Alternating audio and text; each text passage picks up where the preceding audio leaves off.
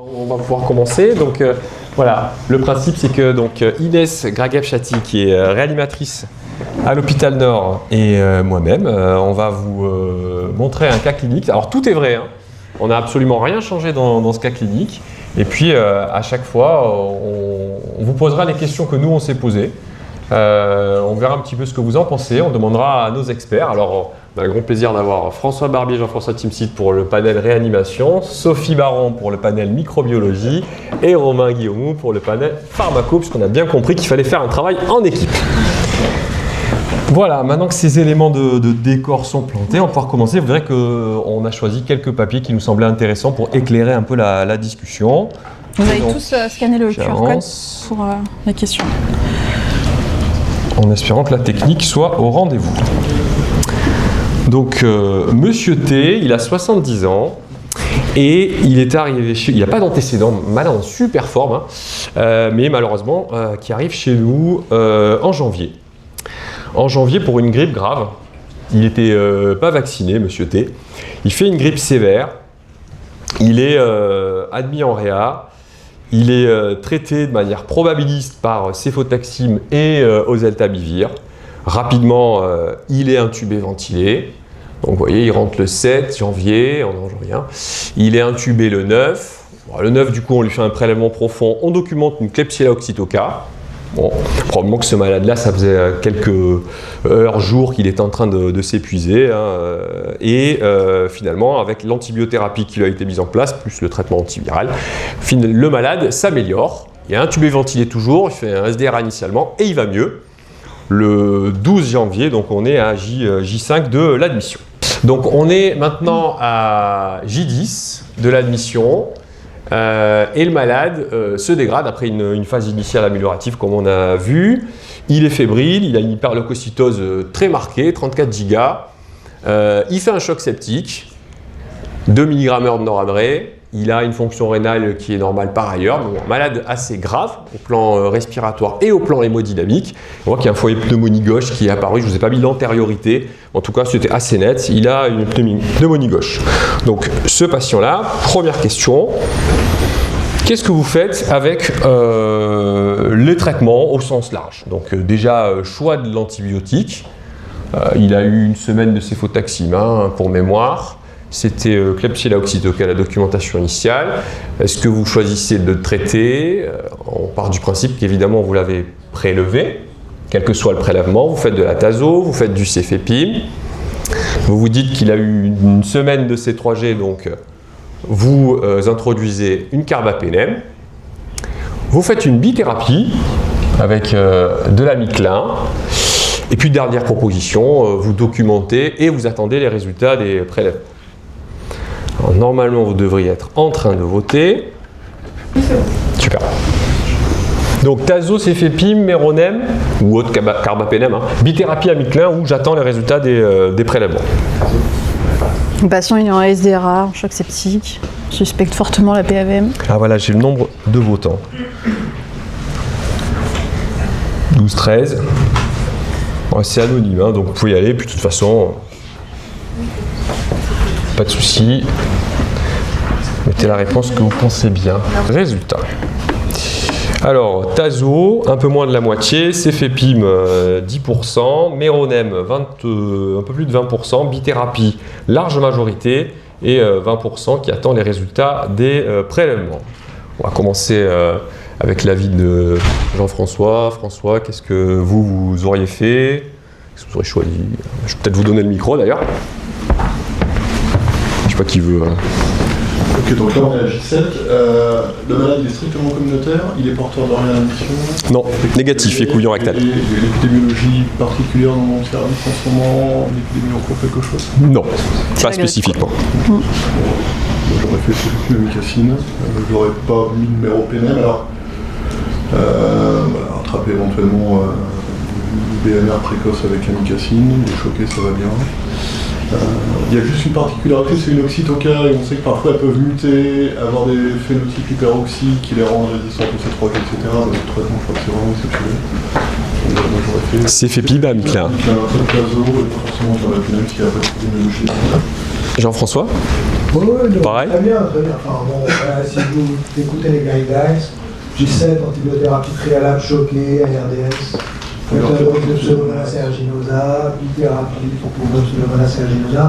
Vous avez eu du Claflora avant, vous avez eu les indices de céphalosporinase inductible, c'est fait bien, pourquoi pas, voilà. Bon, après la molécule, on peut discuter. Et c'est Fépine plutôt que Tazo pour cet argument que tu viens de dire, Jean-François? Oui, je pense que là, on a eu du Clafloran, la Tazo 1, c'est une diffusion pulmonaire qui est pas extraordinaire.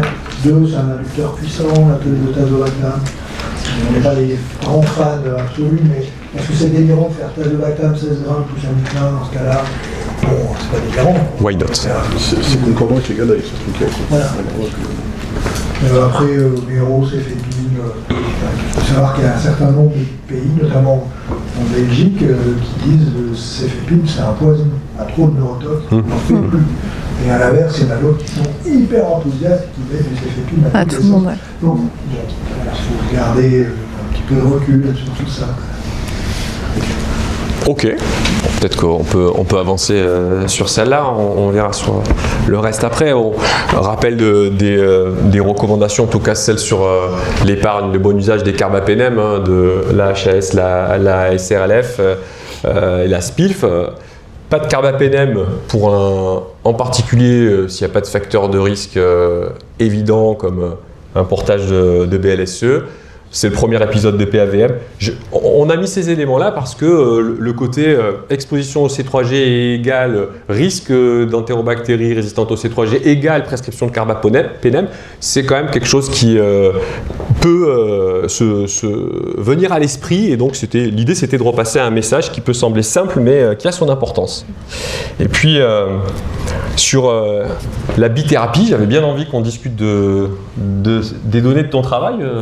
François, avec la cohorte issue d'Outcome Rare qui montre que dans les premiers épisodes de PAVM ou de pneumonie associée aux soins ventilés, si on a une antibiothérapie initiale adéquate, faire une bithérapie ne fait pas mieux que la monothérapie, y compris dans les BGN non fermentants, dans le sous-groupe de patients qui ont un choc septique, dans le sous-groupe de patients qui ont, enfin, quelle que soit la molécule antibiotique pivot. Et c'est vrai aussi ça quand on regarde les analyses post-hoc de idiapazon. On y reviendra tout à l'heure sur l'évaluation de la durée de traitement des pneumonies apio. Faire une bithérapie, y compris dans les PAVM apio, n'améliore pas le pronostic, ni en termes de survie, ni en termes de récurrence. Alors du coup, moi, la question que je vous pose, parce que c'est une question qui est quand même importante pour les réanimateurs, c'est quand est-ce que, dans ce contexte global-là, il y a un intérêt à faire une bithérapie et à quoi ça nous sert? Ah non, pourquoi? C'est ton travail. Bon. Dans la bithérapie, ça va être chez ces malades-là qui sont non neutropéniques avec des bactéries entre guillemets sensibles aux bêta-lactamines qu'on veut utiliser. Le seul intérêt, comme tu l'as rappelé, c'est d'élargir le spectre. Je pense initialement. Il y a tout ce rationnel ancien de cette synergie, de cette réduction des inoculums, de la prévention d'émergence de mutants résistants, etc. Il y a plein de papiers in vitro, ça n'a jamais été confirmé proprement dans les données cliniques. Voilà, les catégories de malades pour lesquelles il y a vraiment encore un doute, et même plutôt une tendance à faire une bithérapie, notamment avec l'aminosidine, ça va être les malades les plus immunodéprimés, en particulier les neutropéniques. Il y a des données qui sont positives, il y a aussi des données qui sont complètement négatives. Il y a une étude multicentrique par exemple de Michael Dargon sur l'aminosidine oui non dans le choc du malade oncohématose, c'est NS sur la survie, donc on ne sait pas encore très bien, et en fait, mais voilà, là, sur ce malade-là, je pense que le seul intérêt de l'amicacine, c'est d'élargir le spectre pour pouvoir atteindre une pseudomonas résistante céphépine sur les 24 premières heures, mais il n'y a pas de... Si le céphépine est administré, ou la tazo, peu importe. Si c'est administré à la bonne posologie avec le bon schéma, rajouter à l'aminoside qui va de toute façon très mal diffuser dans l'alvéole pulmonaire, je ne suis pas sûr que ça change grand-chose au pronostic de même. Ok, donc intérêt pour couvrir éventuellement une BMR qui n'aurait pas été couverte par la bêta-lactamine pivot. Ça marche. Je comprends bien. Voilà les propositions qu'on avait retenues. On avait qualifié les deux bêta-lactamines, même si on entend les éléments de différence qu'il peut y avoir sur le choix de l'une par rapport à l'autre. Et puis on avait mis en bleu, alors en bleu c'est ce qui est on va dire incertain, Mais avec l'éclairage que tu nous apportes, François, on comprend bien l'intérêt de faire de la mi-claire dans ce cas-là. Alors on avance avec ce monsieur, et je vous dis ce qui a été fait, c'est que le malade a été mis sous carbapénem d'emblée. Il a été mis sous méropenem avec une posologie élevée, 6 grammes par jour. On n'a rien inventé, je vous dis, on a pris tel quel, on n'a pas trafiqué les données pour paraître plus brillant ou je ne sais quoi que ce que l'on est. Mais c'est un reflet de la vraie vie, donc c'est bien, ça nous permet de discuter. Et puis on a l'identification. Effectivement, c'est une PAVM APIO. C'est une PAVM APIO dont je vous ai mis là l'antibiogramme. Je ne sais pas si Sophie, tu as un commentaire particulier là-dessus. Sauvage, ok. Il y a peut-être juste un... Oui, juste pour rappel, le SFP pour les bêta-lactamines, à l'exception du méropenem qui peut être rendu sensible, pardon, mais sensible à forte posologie pour les autres bêta-lactamines, c'est la sensibilité pour Pseudomonas. C'est important parce que c'est vrai que la lecture, enfin l'interprétation derrière qu'on va en faire le clinicien, je pense que ça a du sens et vous allez voir que là, ça a pesé. Initialement, je ne sais pas si certains le font, mais normalement, ce qui est recommandé, c'est d'éviter de rendre le méropenem en première intention, justement pour limiter l'utilisation de cette molécule à la base et favoriser plutôt les autres bêta-lactamines. Après, c'est vrai que ça dépend des pratiques. Nous, ici, on a quand même, avant, on ne le rendait pas, mais maintenant, on le rend quand même. Mais voilà, ce qui est recommandé, c'est de ne pas le rendre en première intention si on a un profil sauvage. Moi j'ai une question pour toi Sophie, c'est qu'est-ce que je fais de la colonne de droite? Les CMI là qui sont écrites, comment je pourrais... Parce qu'elles sont écrites, si elles sont écrites, c'est qu'on les avait dans le... Elles ont été rendues. Ah oui, c'était un copier-coller de l'antibiogramme. Donc là pour le coup, ce sont nous des CMI approchés qu'on fait et pas des CMI vrais. Nous quand on vous le précise, quand c'est des CMI vrais qui ont été réalisés par la technique utilisée, ça se rapproche de la CMI, mais c'est pas la vraie CMI. Normalement, on utilise encore les ICOF, par exemple, quand on se... D'accord, donc c'est une espèce d'approche quantitative qu'on peut avoir quand même. Donc c'est vrai que ça peut aussi donner quand même une idée par rapport au choix des molécules. Sachant que là, nous, on est en milieu liquide sur le Vitex. C'est pour ça qu'on a des CMI approchés et pas extrapolés en disque. D'accord. Ok, donc voilà, on a le rendu. Et merci beaucoup Inès. Je vous demande ce que vous feriez. Est-ce que vous désescaladez? Je vous ai proposé la ceftazidime. Est-ce que, surtout, quelle est votre durée de traitement?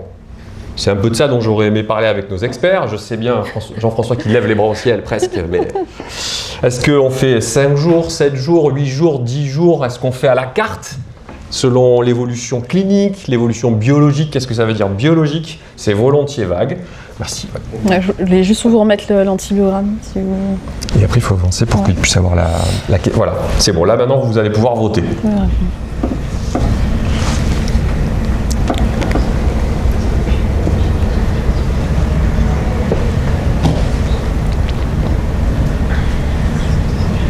On a l'impression qu'on réinvente des débats un peu anciens, mais je sens qu'il y a encore matière à discuter, je crois.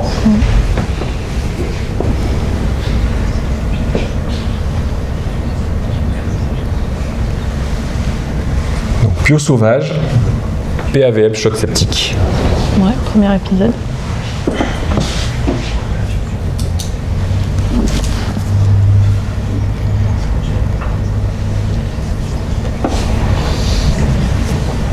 Il en manque. On y va? Ok, on y va. Non, c'est réponse. C'est réponse, excuse-moi Inès. Non, c'est ça, résultat, donc 3/4 d'entre vous, c'est pas la peine, désescalade. Les 3/4 des escalades, alors du moins mettre de la cefta. Peut-être qu'il y en a qui désescaladent pas à la cefta, mais 80% mettent de la cefta. 60% font 5 à 7, un quart 7 à 8, et après il y a 10% de très long et 10% qui s'adaptent.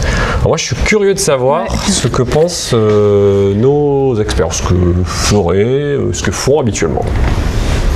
Ok. Bon, Il nous a lâchés. Hein. D'accord. Donc j'aurais fait de la CETA, c'est un spectre assez étroit. C'est pas neurotoxique, ça a une diffusion, une connaissance sur tout le monde qui est bonne. On peut mettre des doses très importantes si on veut, ça me relativement bien, on va peut-être discuter PK tout à l'heure. Bon. la molécule, je suis bien d'accord. Sur la durée de traitement, bon, voilà, on est en train de vous rentrer dans la tête que c'est 7 jours. J'ai du mal à faire une durée de traitement à J1. Je pense que ça n'a pas vraiment de sens.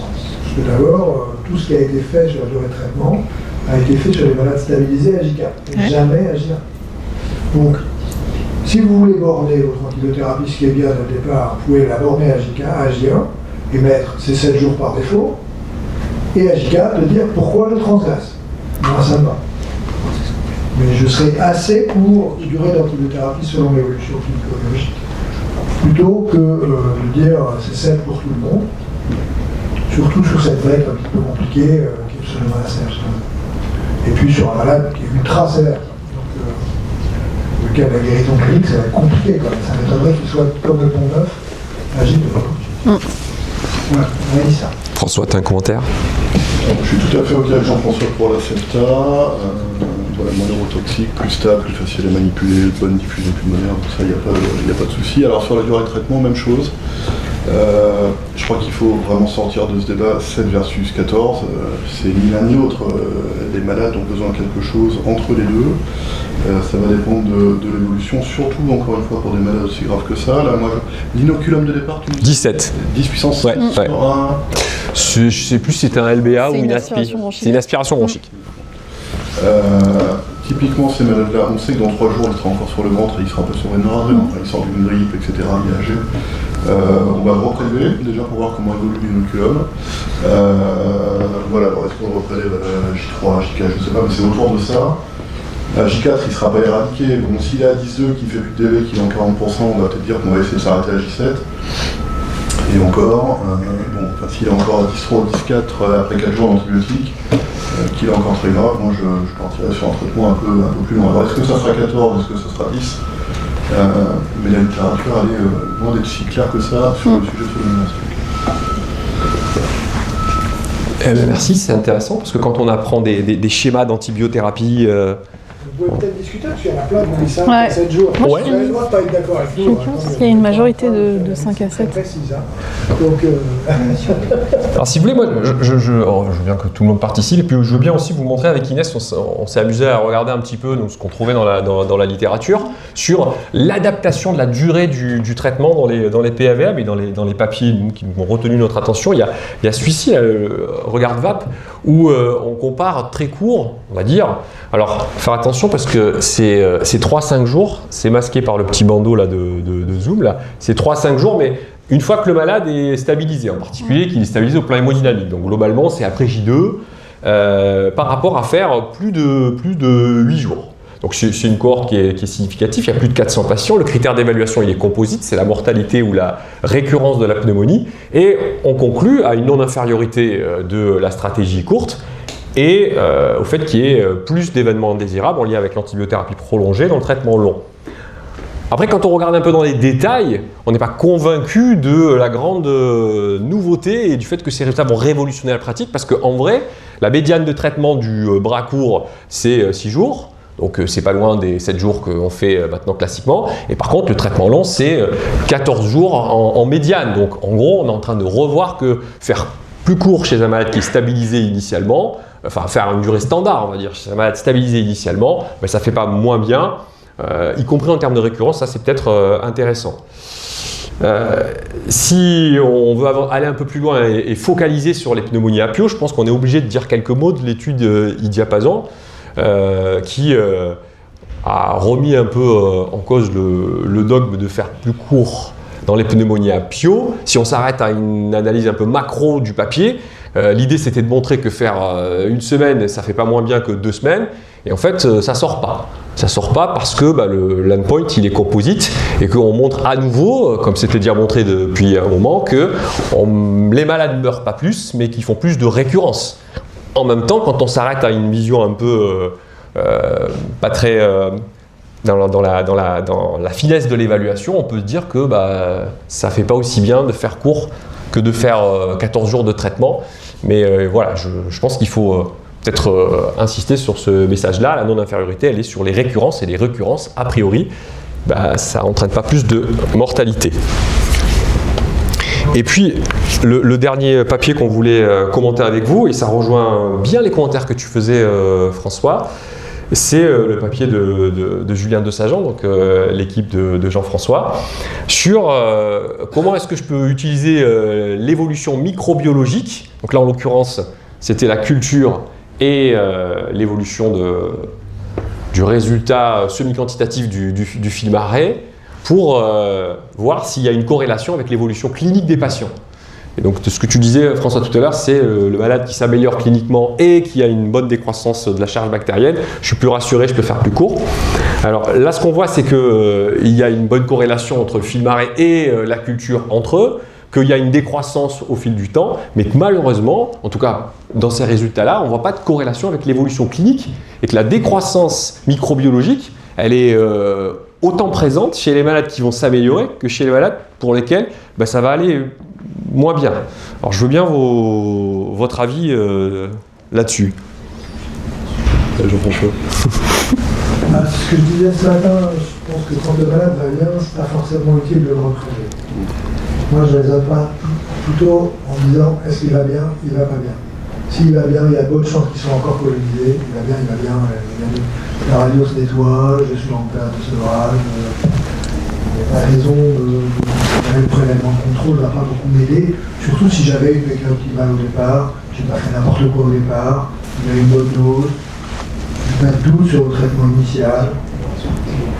Voilà.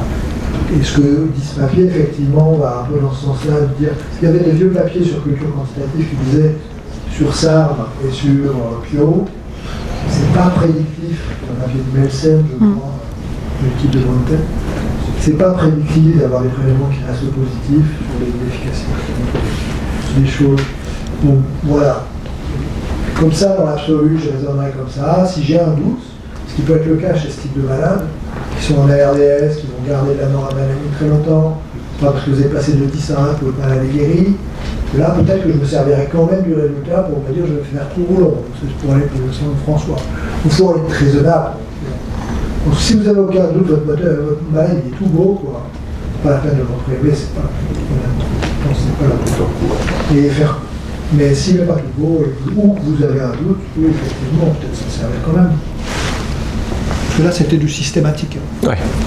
Donc en fait, on ne s'interdit pas de faire plus long selon l'évolution du malade, plus ou moins en utilisant un reprélèvement si on veut. Ouais, voilà, c'est ça, exactement. Si on veut éliminer autre chose aussi. Ah oui. Ouais, vas-y, Arnaud. Et par rapport aux récidives de BLM, on se pose la question dans le service, à savoir, quand on a des récidives, c'est des patients qui sont un petit peu immunomodulés, parfois des FNR qui sont là, finalement, est-ce que faire un traitement plus long, c'est-à-dire faire 14 jours le test deux fois, que ce soit sur le cube ou sur une autre entérobactérie, est-ce que finalement ça a un intérêt? On n'est pas certain, on voit que les traitements plus longs diminuent les échecs microbiologiques, mais quand on a des critères, c'est juste un prélèvement positif, est-ce que ça change quoi?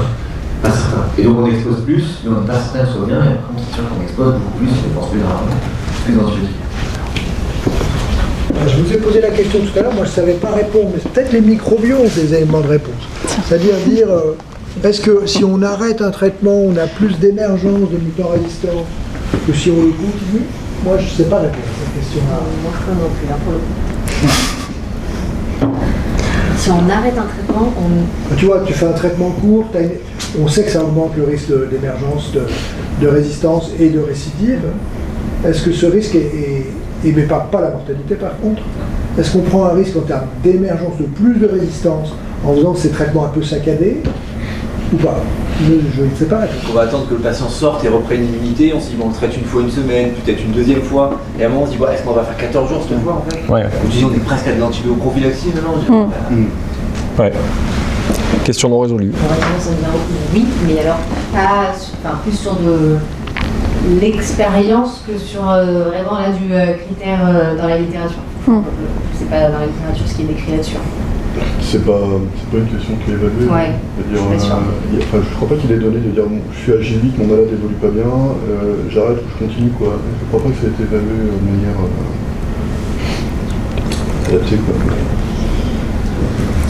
Voilà, après c'est encore l'évolution. Le malade il reste très grave, il reste intubé en fait. En plus avec une inframontance avoir chuté plus qu'avec l'entérobac, j'ai l'impression. Je sais pas si c'est montré, mais en tout cas par expérience c'est quand même un peu ce qu'on a tendance à voir.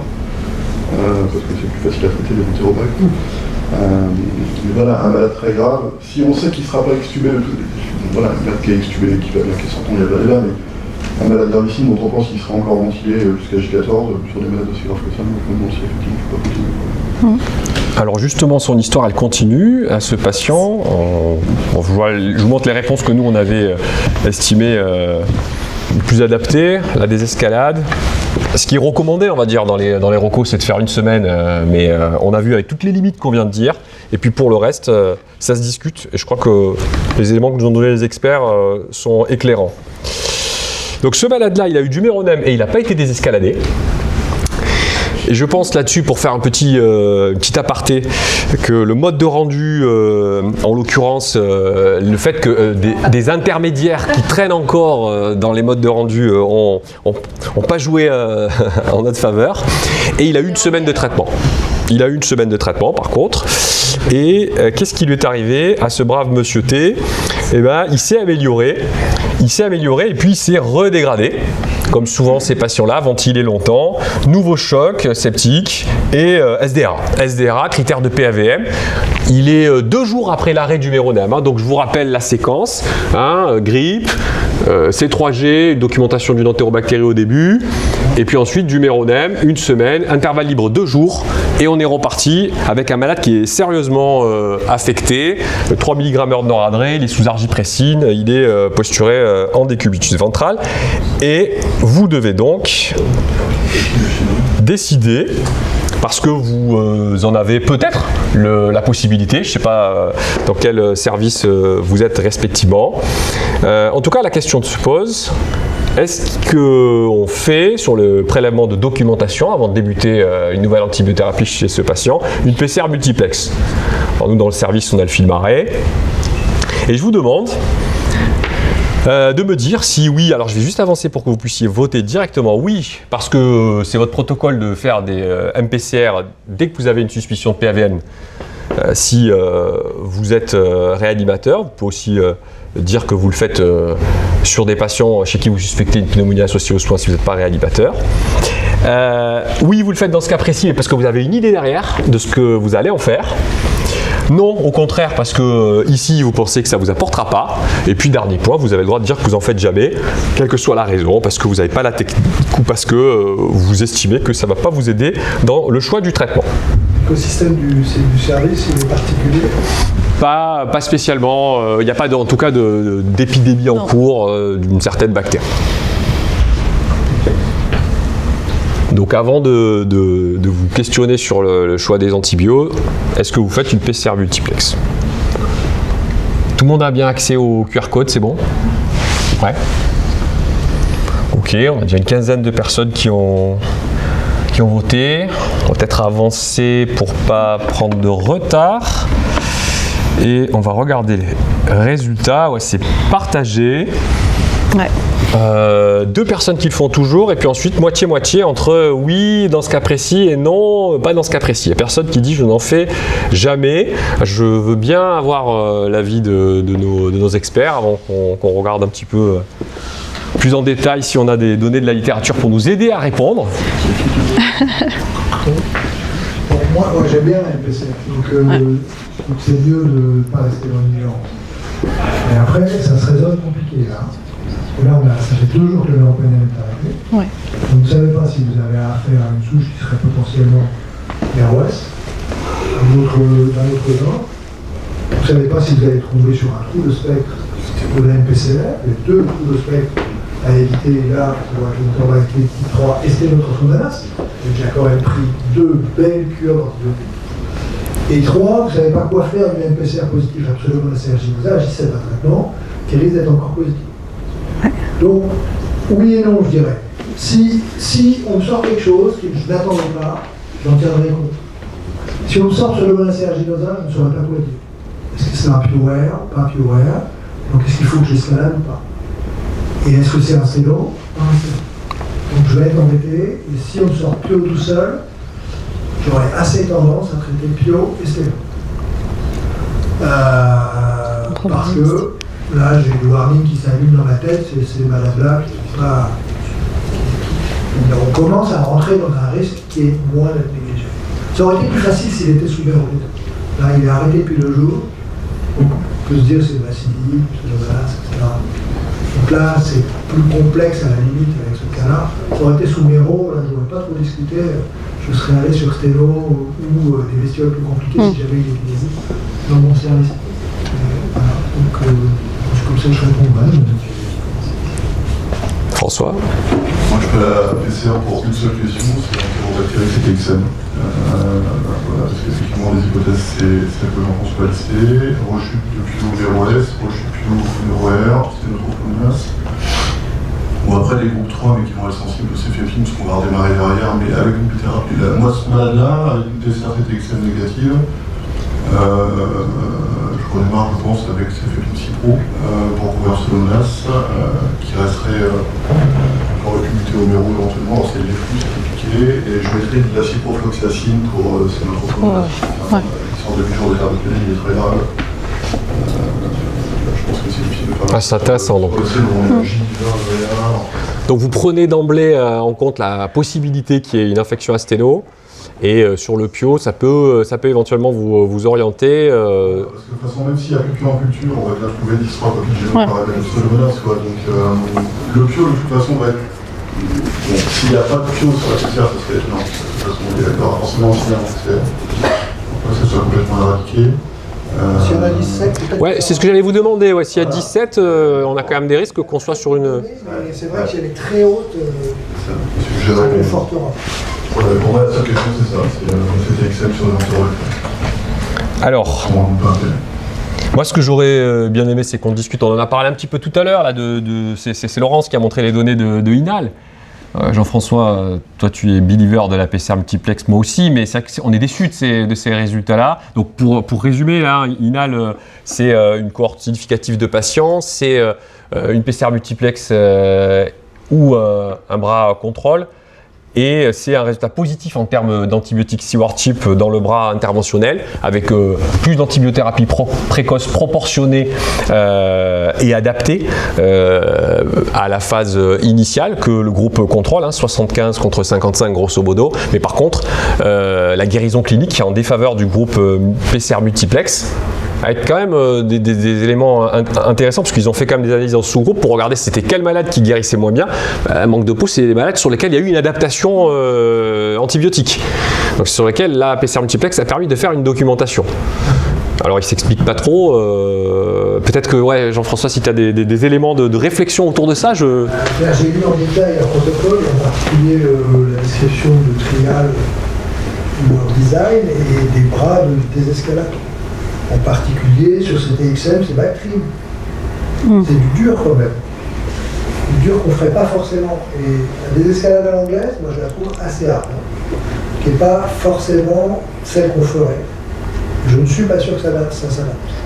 Deuxièmement, c'est une PCR qui a été faite point of care, en réanimation, par des gens dont l'habitude de la technique n'est pas certaine. Ah oui. Donc, je ne suis pas totalement sûr de l'efficacité. Troisièmement, cette étude a été faite sans 1 ou 2 ans de pratique de la NPCR, parce que ça s'apprend à gérer. Au quotidien, nous, ça fait 4-5 ans qu'on a ça en systématique. Je commence à jongler avec ça sans problème, mais ça prend du temps, on ne comprend pas les résultats. Et je pense que faire une étude randomisée sur un truc qu'on ne connaît pas, avec une technique que tu ne maîtrises pas, donc tu t'es pas fait une idée de la vraie sensibilité et spécificité, même si elle est publiée, tu n'as pas confiance, tu as envie de savoir ce que toi, ça fait chez toi. Je pense que c'est très compliqué d'appliquer ce résultat. Je pense que c'est pour ces points-là que cette étude montre des résultats comme un peu décevant. La plupart des études montrent une amélioration de la vitesse à laquelle on met un antibiotique actif, sans impact forcément sur. Ouais. Là, ce qui questionne, c'est plus la mauvaise évolution de certains malades dans le bras interventionnel, mais qui peut s'expliquer par le choix de l'antibiotique qu'on fait, c'est certain. Ce malade-là, il a une PCR multiplex et je laisse la parole à Inès pour poursuivre le cas clinique. Donc on lui a fait la PCR multiplex sur le LBA, et ce qu'on va discuter maintenant, c'est la thérapeutique. On vous l'affiche, cette PCR. Si, Elle est là. Il est en jaune tout en bas, à 17. Donc rendu assez rapidement après la réalisation de la PCR. Et donc la question qu'on vous pose, déjà, c'est comment est-ce que vous allez catégoriser cette récidive de PADM? Est-ce que c'est une récurrence? Donc on est à 2 jours d'arrêt du méropénème avec une nouvelle PAVM. Est-ce que vous traitez par du cefepime? Est-ce que vous traitez par du méropénème? Et est-ce que ce Pseudomonas aeruginosa ne présente pas de mécanisme de résistance? Je reviens juste en arrière parce que c'est écrit en petit. Les mécanismes de résistance, ils sont tout en haut sur la première colonne. On a longuement discuté ce matin, donc je pense que vous allez tous bien répondre.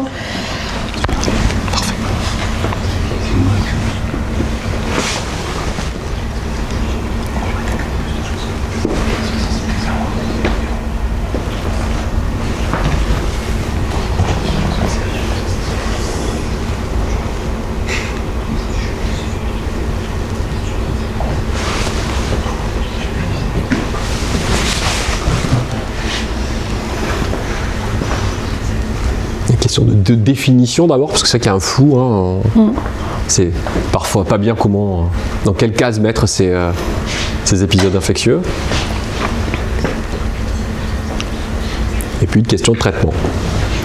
Bon, je vois plus personne avec les téléphones portables, donc on va afficher la réponse. C'est comme ça. C'est résultat. C'est résultat. C'est résultat. Ok, donc vous êtes une majorité à avoir répondu récurrence. Vous préférez le cefepime au méropénème.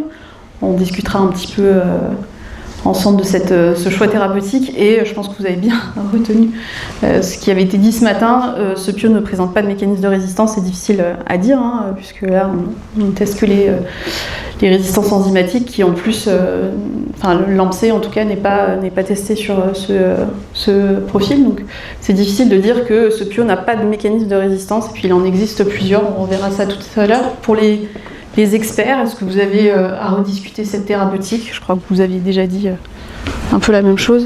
Bon, bah là, le point principal, c'est la réalisation clinique majeure, en fait.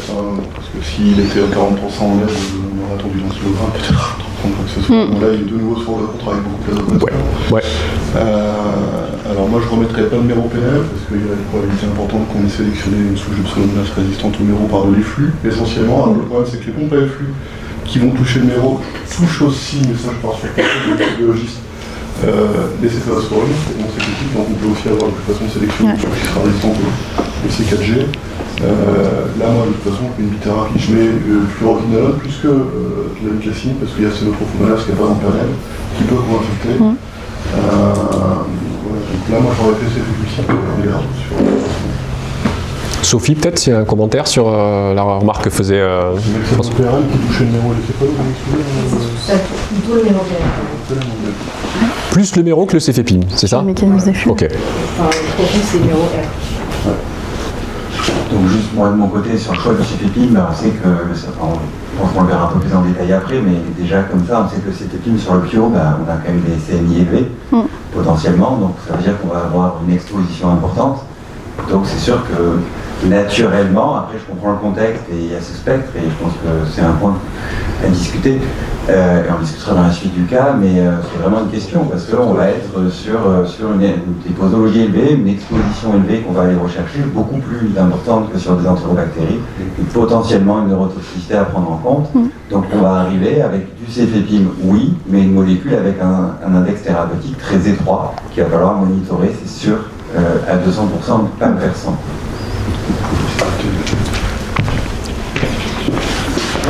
Dans la salle, si vous souhaitez réagir, vous pouvez.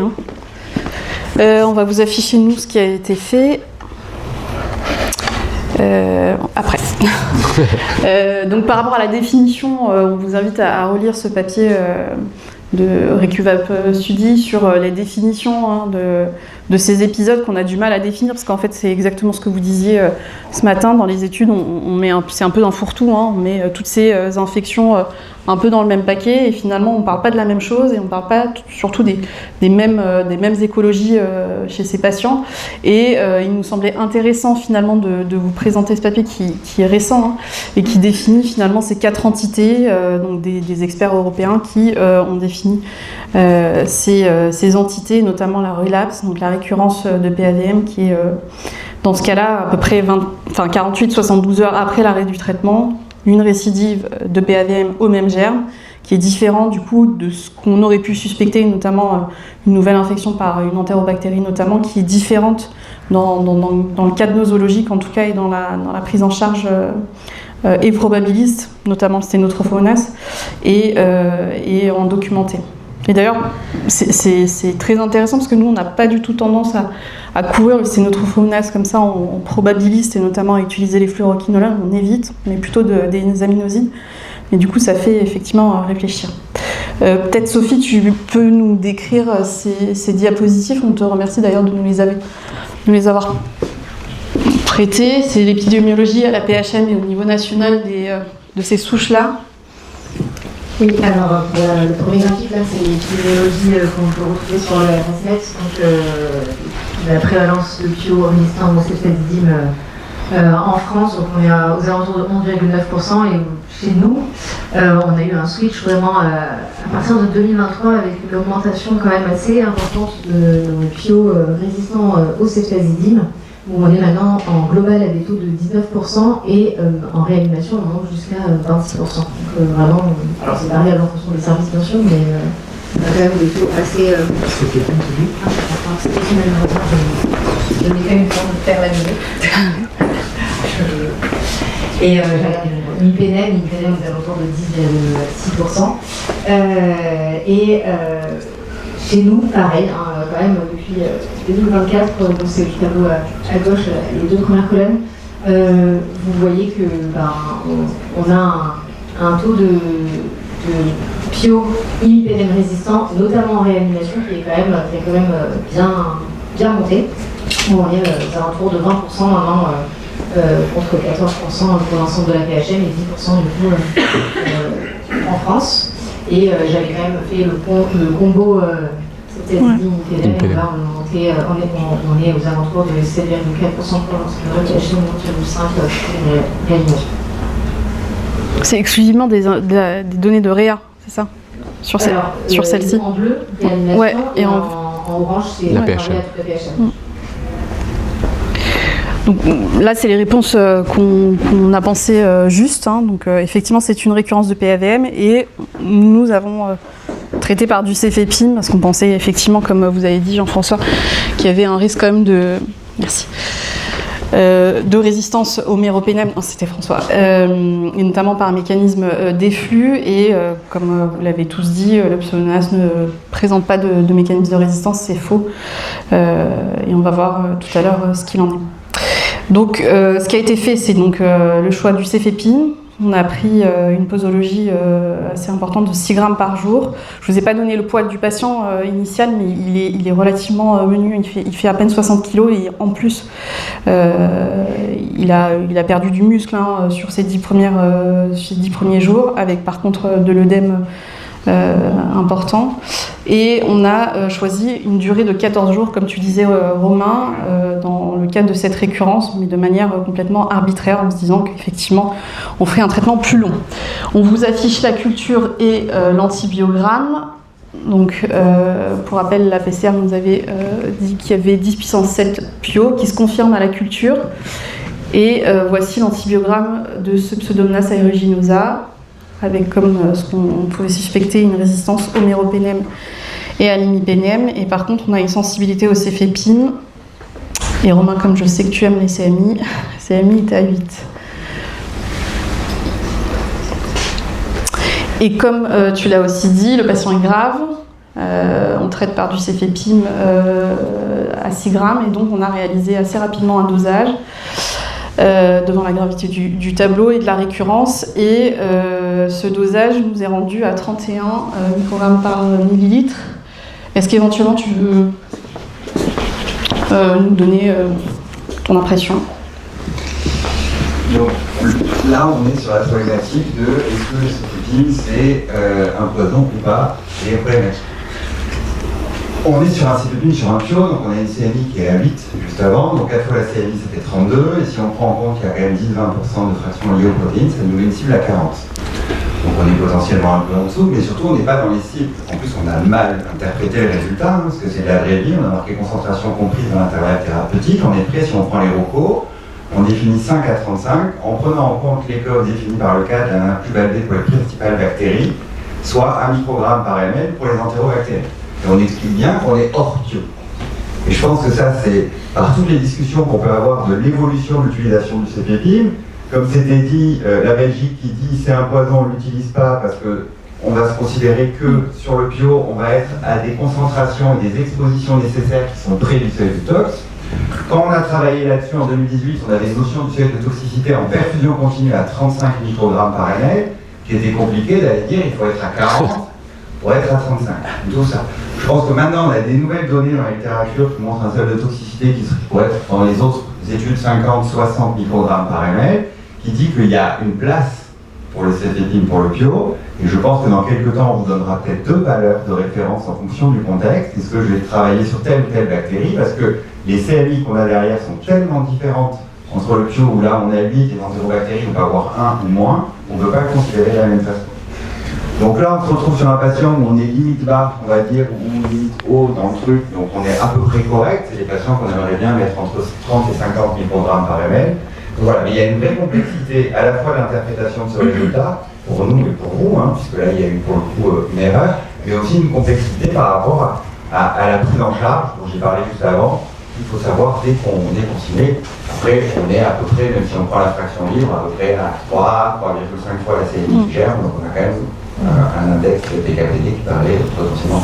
Ce qui veut dire qu'en documenté, il faut probablement aussi discuter avec le microbiologiste, mais aussi avec le pharmaco, si on fait un dosage et qu'on pense que c'est intéressant, et probablement que oui, lui dire voilà ce que je traite, et qu'est-ce que tu en penses, et pas juste lire la ligne compris ou pas dans les valeurs habituellement observées au toxique. C'est exactement la problématique de la PKPD qui est retransmise en suivi thérapeutique.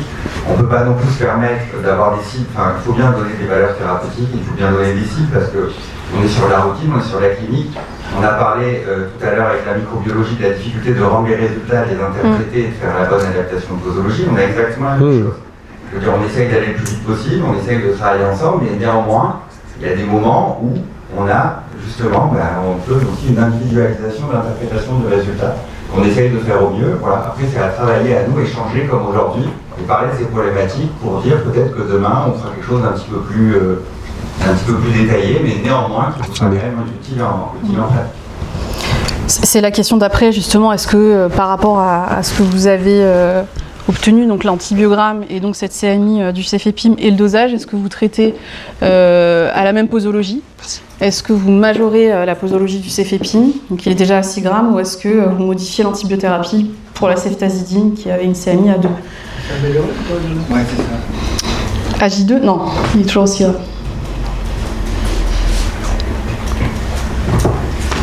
Vous avez fait une dose de charge ou pas? Parce que vous avez... Ouais, on fait systématiquement une dose de charge. Et juste pour compléter sur le côté PK, parce qu'on l'a pas vu, c'est vrai que commencer à perdre un peu de poids en soi avec des nutris, mais il y a l'augmentation du volume de l'histoire. Ouais, c'est ça, exactement. Il y a quand même de la variabilité. Voilà. Et 31 pour 6 grammes, c'est une pharmacocinétique qui est limite basse, quoi. On va dire pas catastrophique, mais c'est quand même c'est un patient qui est un petit peu sous-exposé par rapport à la posologie qui va être administrée.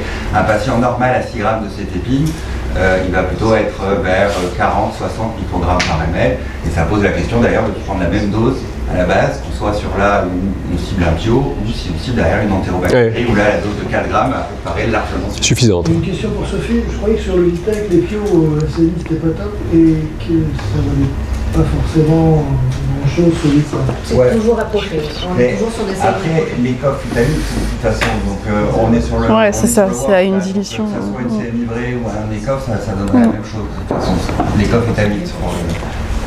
Vous faites une CMI là-dessus ou pas trop? Là, on va pas Mais je considère... sensible, pas vite comme ça, par définition, c'est R, oui. Ouais. Mais bon, ça aiderait, c'est sûr, pour la côté posologie, parce qu'on a un peu de... Ce qui veut dire aussi que le dosage, tu ne l'interprètes que dans une situation clinique donnée à un instant T, quoi. Si tu le fais 2 jours plus tard, le dosage potentiellement à la même posologie peut varier d'un... Parce qu'il y a des informations supplémentaires sur la pharmacodynamie. C'est ça. Après, il faut que ça soit aussi pratique et que ça soit faisable. Donc il y a un moment où si on est dans l'idée, oui, bien sûr. S'il y a une information derrière sur une CM livrée et que cette CM livrée, elle est confirmée, enfin elle est plus basse que celle qui est vue là, parce qu'on sait qu'on peut avoir des différences, ou plus basse que les coffres, ça permet de désescalader potentiellement ta cible, ce qui peut être pertinent si on veut traiter le patient 14 jours, ce qui va répondre aussi à est-ce que j'augmente la poso ou pas, est-ce que je peux le laisser à dose plus élevée pendant 14 jours avec une avec une potentielle de neurotox. Bon, pour la majorité, même si ça ne fait que 6 personnes, vous modifiez l'antibiothérapie pour la ceftazidime. Bon, ça c'est ta diapositive, hein, Romain, c'est un peu ce que tu disais finalement par rapport aux recommandations sur l'optimisation des traitements par bêta-lactamine, avec l'objectif de 4 à 8 fois la CMI. Et voilà l'échange qu'on peut avoir, en tout cas entre le microbiologiste et le pharmacologue et le réanimateur, sur l'interprétation de ce dosage par rapport aux données et microbio et cliniques du patient. Personne ferait une bithérapie. C'était pas dans les propositions, mais... Est-ce que quelqu'un ferait une bithérapie? Moi j'aurais mis de la cipro. Ouais. Au moins au début. Au moins au début, pour faire baisser l'inoculum? Cefta cipro, ça va pas, je recommence tout. Et puis il est à 0,25 en plus. Ouais. Elle est bien sensible, normalement ça devrait passer sans trop de soucis. Ça diffuse bien. Ouais. On rappelle ça. Ouais, c'est intéressant. Quelques notions sur la variabilité, c'est ce que tu disais Romain, hein, finalement sur ces patients de réanimation qui sont difficiles à optimiser avec une variabilité, qu'elle soit inter ou intra-individuelle, sur le volume de distribution, comme tu disais très bien, la fonction rénale évidemment, éventuellement les soutiens d'organes comme l'épuration extra-rénale ou l'ECMO qui peuvent être un problème. Il y a des données là-dessus sur certaines molécules, notamment les nouvelles bêta-lactamines, sur l'antibiothérapie en elle-même. Selon ce que vous allez choisir comme antibiothérapie, vous ne ferez pas les mêmes doses, vous ne ferez pas forcément de dose de charge. Il y aura effectivement l'exposition avec des perfusions éventuellement prolongées ou continues. Et puis il y a le pathogène avec donc cette CMI qui nous tient quand même à cœur. C'est vrai que quand on interprète les antibiogrammes, on a de plus en plus tendance à regarder ces CMI qui des fois peuvent nous fausser aussi le choix thérapeutique. Donc c'est pas mal aussi de prendre son téléphone, d'appeler le microbiologiste pour savoir un petit peu comment ça a été fait et si on peut vraiment avoir confiance en ces CMI ou pas. Donc nous on a tout mis bleu. Parce que tout se discute en fait, voilà, c'est ça que ça veut dire. Oui, exactement. Et ce qui a été fait pour notre part, en tout cas dans les premières 48 premières heures, au moment où on a le dosage et l'antibiogramme, c'est qu'on poursuit le cefepime à la même posologie en se disant c'est un peu tôt, il faut continuer, on ne fait pas de bithérapie. Et probablement qu'on aurait peut-être dû faire différemment, mais en tout cas, 4 jours plus tard, le patient est toujours aussi fébrile.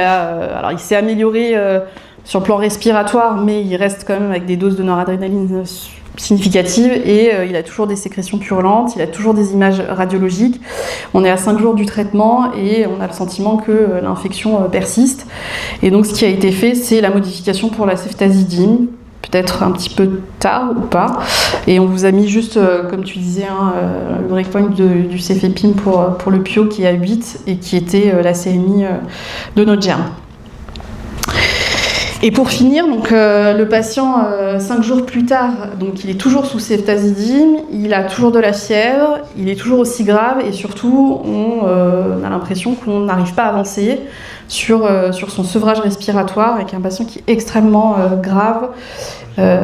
Et donc, il est décidé, devant la stagnation clinique, de réaliser un scanner thoracique injecté et vous pouvez éventuellement comprendre là où on veut vous mener. Donc ça c'est deux images du scanner du patient qui retrouve, donc le radiologue nous répond, un foyer de pneumonie lobaire inférieure gauche, effectivement, avec l'apparition d'un foyer de condensation excavé au niveau du lobe supérieur gauche. Donc on est un peu embêté.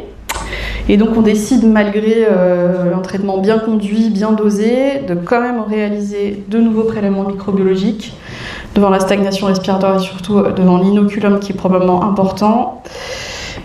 Et on documente toujours ce Pseudomonas aeruginosa qui est différent. Est-ce que tu veux peut-être commenter, Sophie ? On a besoin de tes conseils là.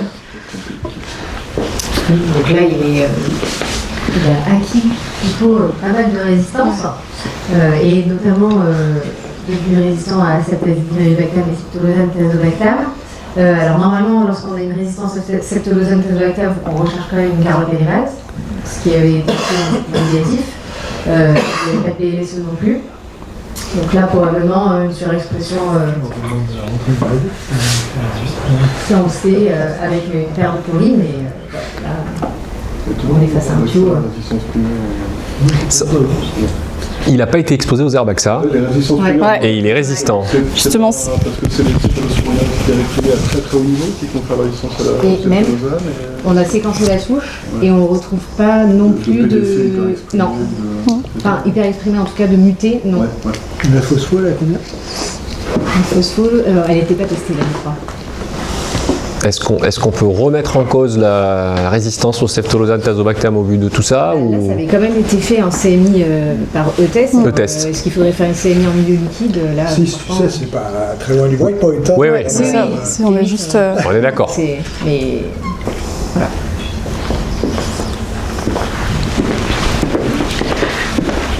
Donc face à cet antibiogramme, on vous demande si il est producteur de carbapénémase. Tu as un peu répondu à la question. Est-ce que vous demandez à votre microbiologiste, si vous êtes des microbiologistes, est-ce que vous réalisez une immunochromatographie? Donc Laurence nous a présenté le test ce matin. Est-ce que le cévidérocol est une option thérapeutique? Est-ce que l'imipenem relebactam est une option thérapeutique?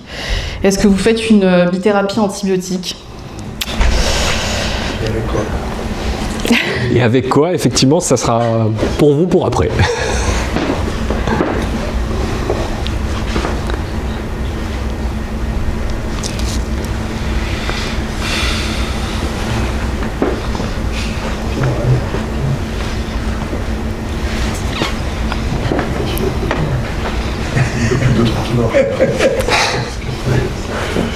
Ça réduit le choix.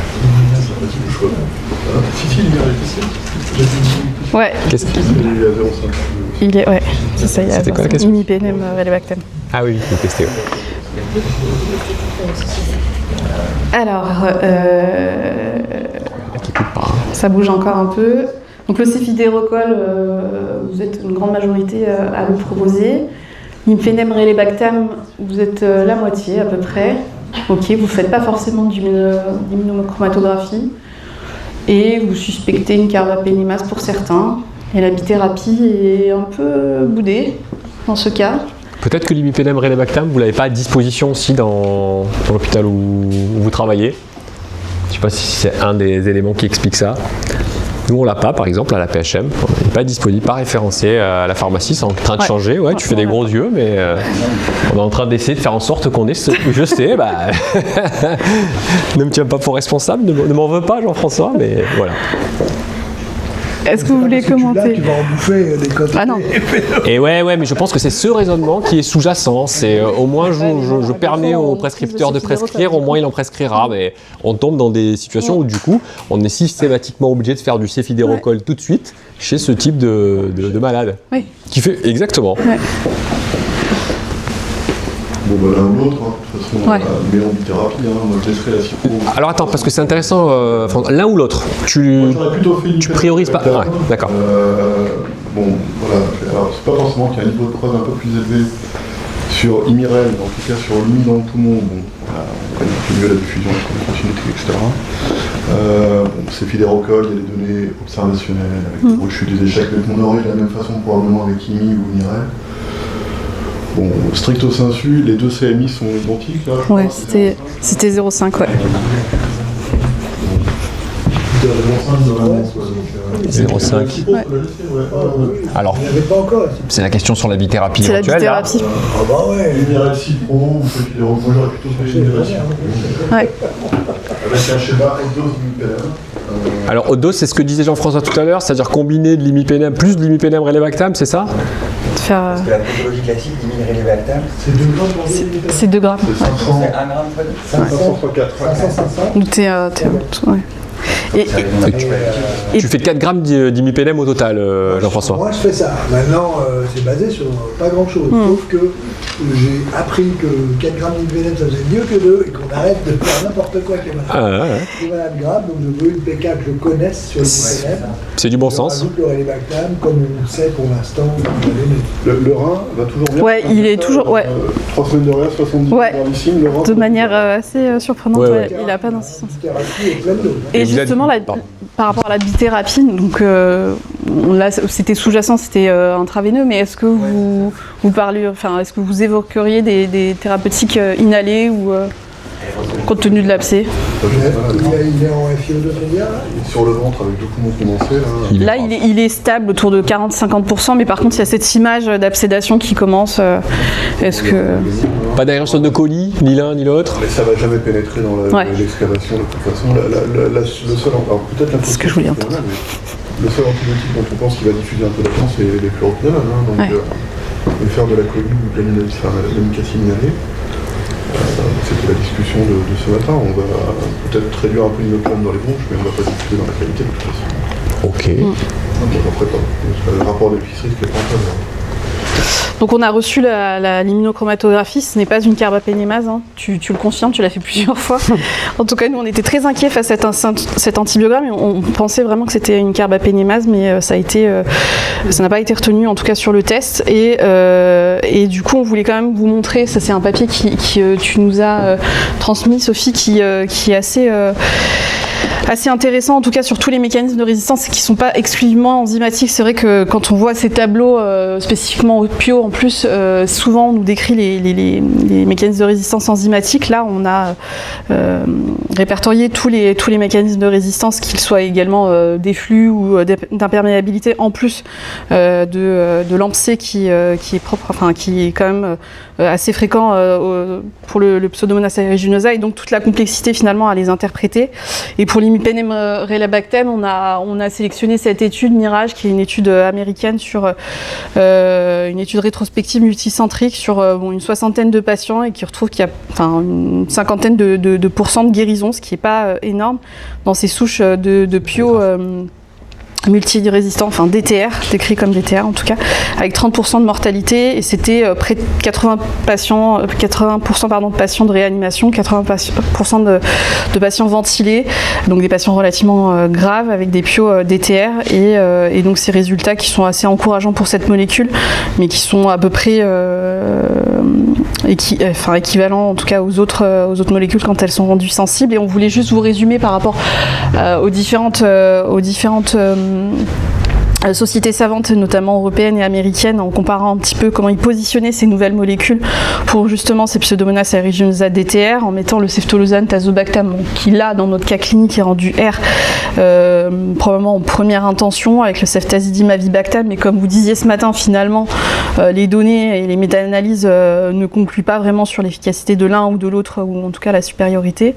Et puis cet imipénem relebactam, que nous en tout cas à Marseille on n'a pas trop d'expérience puisqu'on n'a pas encore le référencement, mais qui pourrait être éventuellement utilisé en première intention.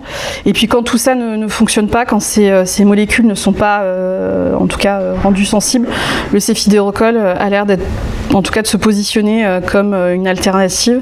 Et donc c'est pour ça que voilà, on vous posait la question si on utilisait plutôt imipénem relebactam ou cefidérocol en première intention. Et pour notre cas... J'avais une question, pardon Inès, sur ces recommandations. Et si on met de côté le cas de notre malade qui a une pneumonie excavée, est-ce que votre pratique sur le traitement des infections avec des PIO résistants Zerbaxase, Avicefta, Imirelli, lorsque vous prescrivez du cefidérocol, c'est de faire de la bithérapie systématique en voulant protéger entre guillemets la molécule de l'émergence de résistance? Oui, non, à la phase initiale, quelques jours de bithérapie. C'est quoi votre pratique sans aller jusque, est-ce qu'il y a du niveau de preuve que je ne crois pas qu'il y ait? Pour les pneumonies, l'étudiant du cefidérocol n'est pas extraordinaire. Nous avons avec cette protéine, c'est presque 50%. Donc la fraction libre est moins haute que ce que tu obtiens en taux de.